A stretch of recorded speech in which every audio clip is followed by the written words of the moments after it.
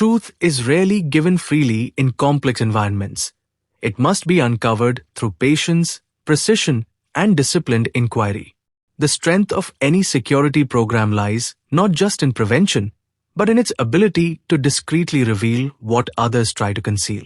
Welcome to Module 3, Investigations, Chapter 2, Undercover Investigations, as part of the CPP Protection of Assets framework. In this chapter, we shift focus to one of the most specialized and sensitive investigative tools, undercover operations. Undercover investigations involve a comprehensive approach to examining internal threats, misconduct, or vulnerabilities through covert means. This includes understanding the historical use of undercover techniques, the procedural steps involved, and the operational safeguards required to ensure both effectiveness and compliance. In modern workplace security, these investigations are particularly relevant in cases involving fraud, internal theft, policy violations, or behavioral risks that cannot be detected through traditional methods. The emphasis is on controlled execution, clear objectives, and alignment with organizational and legal standards. At its core, an undercover investigation involves the discreet placement of a trained investigator posing as an employee, vendor, or customer within an environment to observe and gather information. The defining characteristic is that the subject of the investigation is unaware of the investigator's true identity and purpose. This allows for the collection of authentic, unaltered behavioral data. Unlike overt investigations, where presence is visible and known, undercover operations rely on immersion and interaction. The investigator becomes part of the environment to understand not just what is happening, but how and why it is happening. This approach is particularly effective in uncovering patterns of misconduct, cultural issues, or systemic weaknesses that are otherwise concealed under normal observation. Undercover investigations should always be the exception, not the rule. They are complex, resource-intensive, and carry legal and ethical implications, so they must be used only when no other effective option exists. They are typically justified in cases involving significant misconduct such as fraud, theft, or criminal activity, where credible information exists but cannot be verified through overt methods. They are also appropriate when there is a known or suspected pattern of losses or incidents in a specific area and traditional investigative approaches have failed to produce results. In environments where issues like substance abuse, safety violations, or policy breaches persist despite management awareness, undercover operations may provide the necessary insight. However, all such activities must align with established policies, and routine auditing or less intrusive methods should always be considered first. There are clear boundaries where undercover investigations must not be used. They are prohibited in activities protected by law or regulation, particularly where surveillance could violate individual rights or legal protections. If the same investigative outcome can be achieved through less intrusive or more transparent methods, undercover operations should not be pursued. Additionally, certain activities are explicitly restricted under federal law, especially those involving union-related environments or protected workforce activities. In unionized settings, while undercover operations may sometimes be permitted, extreme caution is required to ensure there is no infringement on lawful union activities. The key principle is clear: legal compliance and ethical boundaries must never be compromised. A properly handled undercover investigation is a powerful tool, but it must be supported by strong governance and control mechanisms. First, there must be a clear legal counsel review. All actions should be planned and executed within legal boundaries, ensuring compliance at every stage. Second, senior management approval is essential. These operations carry organizational risk and must be authorized at the appropriate level. Confidentiality is critical. Only individuals with a direct need to know should be involved to maintain operational integrity and protect the investigation. At the same time, strategic planning ensures that the objectives are clearly defined and that the operation is structured for success. Finally, Information sharing should be controlled and limited, ensuring transparency where required but avoiding unnecessary exposure of sensitive details. Before initiating an undercover investigation, decision-makers must ask critical questions. Is an undercover approach truly necessary, or can the objective be achieved through less intrusive means? How will the operative be introduced into the environment without raising suspicion, and will standard hiring or entry processes be followed? What risks does the organization face if the investigation becomes public, including reputational or legal consequences? What impact will this have on employees, morale, and organizational culture? Who specifically needs to know about the operation, and how will confidentiality be maintained? Finally, how and when will the investigation be concluded, and how will findings be communicated and acted upon? These questions ensure that the decision to proceed is both justified and controlled. Undercover investigations follow a structured, phased approach. Phase 1 is planning, where objectives are defined, risks are assessed, and safeguards are established. Phase 2 is gathering, where the operative collects evidence through observation and interaction within the environment. Phase 3 is verification, where collected information is analyzed and corroborated to ensure accuracy and reliability. Phase 4 is discipline, where findings are translated into appropriate organizational actions, such as corrective measures or enforcement. Each phase builds upon the previous one, ensuring that the investigation is systematic, defensible, and outcome-driven. The success of an undercover investigation is largely determined during the planning phase. A multidisciplinary investigation team is essential. This typically includes corporate decision-makers, legal advisors, security professionals, and operational management. Each member plays a defined role, ensuring that the investigation is aligned with legal, operational, and strategic requirements. Clear objectives must be established from the outset. This includes defining the problem, identifying desired outcomes, and setting measurable goals. Consideration must also be given to cost, timelines, and expected return on investment. Undercover operations must deliver value relative to their complexity and risk.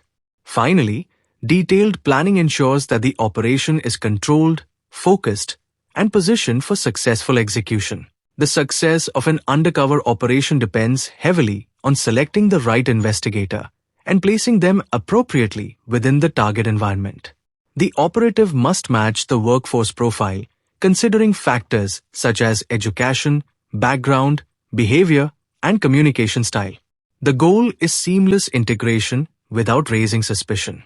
Administrative support is essential, including identity creation, training materials, and documentation.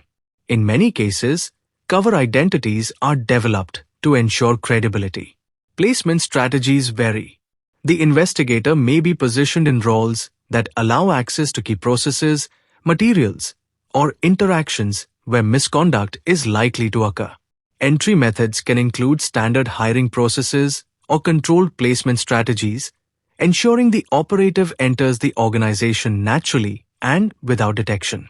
Every detail in selection and placement must support the objective of remaining undetected while maximizing information access. This phase is where the operative begins collecting relevant information within the target environment. The undercover investigator observes daily operations, interactions, and behaviors, gathering both direct evidence and contextual insights. The project manager oversees the entire operation, ensuring coordination between the operative and the organization and maintaining control over the process. The client representative acts as the internal point of contact, receiving updates and ensuring that findings align with organizational objectives. Legal counsel plays a critical role, especially during planning and execution, ensuring that all activities remain compliant with legal standards and that evidence is admissible if required. Information gathering must be systematic, controlled, and aligned with the defined objectives of the investigation. Accurate reporting is critical in undercover investigations. Third-party reporting is often used to maintain objectivity and reduce legal exposure. Reports are structured to ensure clarity, accuracy, and defensibility. Daily reports from the operative provide a chronological record of activities, observations, and interactions. Investigative summaries are compiled periodically, typically every few days, to consolidate findings and highlight key developments. Special reports are generated for significant or unusual events that require immediate attention. All case files must be securely maintained, often under the control of legal counsel, ensuring proper documentation and protection under legal privilege where applicable. Phase 3 focuses on verification and analysis. All collected evidence is carefully reviewed, validated, and correlated to ensure accuracy and reliability. Phase 4 involves disciplinary or corrective action. Based on verified findings, organizations take appropriate steps, which may include internal action, policy enforcement, or legal proceedings. Phase 5 emphasizes prevention and education. Lessons learned from the investigation are used to strengthen controls, improve policies, and enhance employee awareness. This final phase ensures that the organization not only addresses the issue, but also reduces the likelihood of recurrence. The removal of the operative is a critical step and must be handled carefully. Timing is important. The operative should be withdrawn in a manner that does not raise suspicion or compromise the investigation. An exit strategy must be planned in advance. This includes how the operative will disengage, how information will be handed over, and how risks will be managed during withdrawal. In some cases, the operative may remain valuable for follow-up actions or extended observation depending on the situation. Throughout the process, the safety and identity of the operative must be protected at all times. Drug-related investigations are one of the most common applications of undercover operations in the workplace. The first step is to qualify the issue. Organizations must confirm that there is credible information indicating drug-related misconduct before initiating an operation. Coordination with law enforcement may be necessary, especially when criminal activity is involved, ensuring that the investigation aligns with legal requirements. The approach should be controlled and measured. The goal is to gather evidence without escalating the situation unnecessarily. Finally, timing is critical. Actions should be taken at the appropriate moment to ensure both effectiveness and safety while maintaining control over the investigation process. Theft investigations require a strategic approach that focuses on attracting dishonest behavior rather than chasing it blindly. The core idea is to create controlled opportunities where internal offenders reveal themselves through consistent behavior patterns. Employees involved in theft often display repeat tendencies, making long-term observation critical. Corroborating evidence is essential to strengthen findings. Video surveillance remains one of the most cost-effective tools when properly positioned. Multiple buying points or checkpoints increase detection chances. Use of property markers, such as invisible sprays, helps identify recovered stolen goods. Additionally, civil recovery from offenders can significantly offset investigation costs, delivering measurable return on investment. Buy-bust operations are commonly used in retail environments to identify and dismantle internal theft or fraud networks. These operations involve controlled transactions where evidence is directly obtained during the act, making them highly effective. Sting operations, while powerful, can be resource-intensive and must be carefully justified. They are typically used in high-risk or high-value cases where traditional methods are insufficient. In sectors like elder care and childcare, investigations often focus on safety and compliance, ensuring vulnerable populations are protected. Similarly, in healthcare and technology environments, investigations may address data misuse, fraud, or policy violations. Government and corporate sectors require a structured and legally compliant approach, as investigations often involve sensitive data, regulatory oversight, and reputational risk. Undercover operations come with significant financial considerations. Agencies typically charge weekly rates, often based on a standard work week. But additional costs such as overtime, travel, supervision, reporting, and communication can increase the overall expense. Billing practices vary. Some agencies offer hourly billing with add-ons, while others provide bundled pricing. It is critical to watch for hidden charges such as administrative fees or unexpected operational costs. Due diligence is essential when selecting an agency. Organizations should work with reputable providers who maintain transparency, prevent track records, and clear contractual terms. In conclusion, undercover investigations are powerful but complex tools. When planned strategically, executed ethically, and managed professionally, they can uncover critical risks and protect organizational integrity. As a guiding thought, an investigation is not just about finding the truth, it is about proving it, protecting it, and using it to prevent future loss. Thank you for your time. If you found this valuable, do like, share, and subscribe for more CPP-focused insights and professional guidance.